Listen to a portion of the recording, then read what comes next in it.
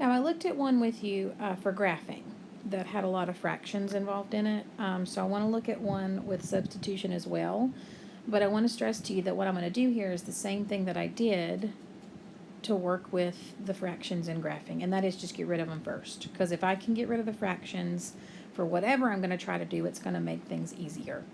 So when I'm given this particular system of equations right here, as soon as I see that I've got fractions, I'm going to multiply by the least common denominator to clear those fractions. Now, you have to multiply the same thing through the whole equation, but you can multiply each equation by its own least common denominator. So like here, denominators are 3 and 2. So I'm going to use a common denominator of 6. But in my second equation, denominators are 9 and 2 and 6. So I'm going to use a least common denominator or a least common multiple here of 18. All right, so I don't have to use the same number as long as I do the same number throughout one full equation. That's all I have to worry about. And so if I do that first, if I rewrite each one of these equations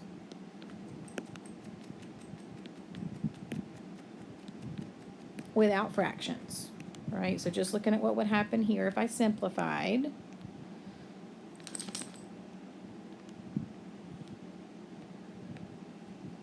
My first equation would become negative 10x plus 9y is equal to 3. And my second equation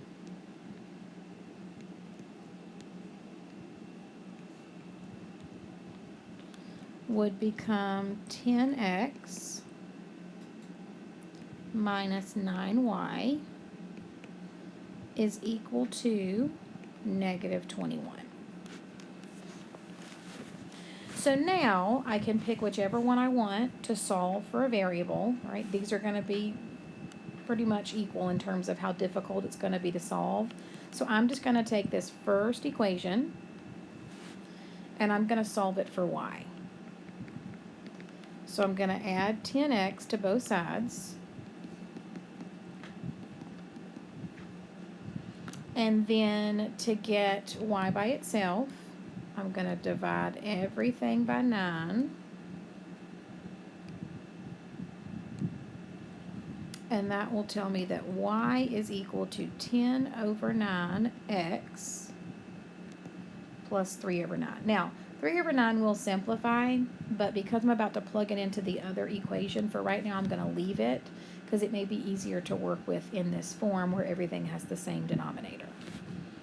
But again, the key is to remember, I solved the first equation for y, so I have to substitute that into the other equation. So the other equation says 10x minus 9y is equal to negative 21. So using parentheses here, y, I just determined was 10 over 9 times x plus 3 over 9. And this is all going to be equal to negative 21. Now, you do have some fractions to work with here, but notice because I kept that common denominator, these will simplify pretty easily when I distribute that 9. And this will become 10x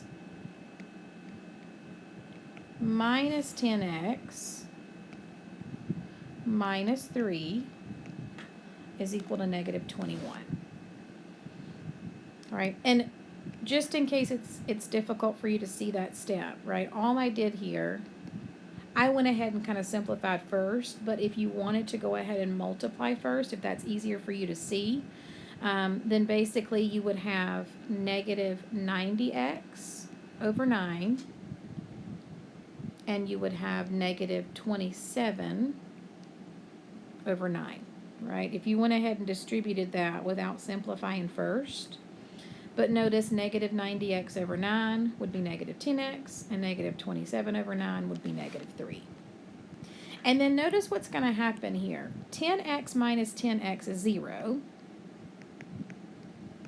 And so I end up with a statement that says negative 3 is equal to negative 21. Now, when all your variables go away, it means you have one of the two special cases. There's either an infinite number of solutions or there is no solution. And the way you determine which one you have is whether you end up with a statement that's true, like 0 equals 0, or negative 3 equals negative 3, or in this case, a statement that is false. Negative 3 does not equal to negative 21, and so when that happens, that always tells me that I have no solution. So right back over here, I would click the box that says no solution, submit my answer. So just remember, when you see these problems that have fractions, they can look really intimidating at first. So even if Hawks doesn't show you that step of clearing out the fractions first, that is something that I would encourage you to do with that least common denominator, because it will make it much easier for you to determine what your next step should be.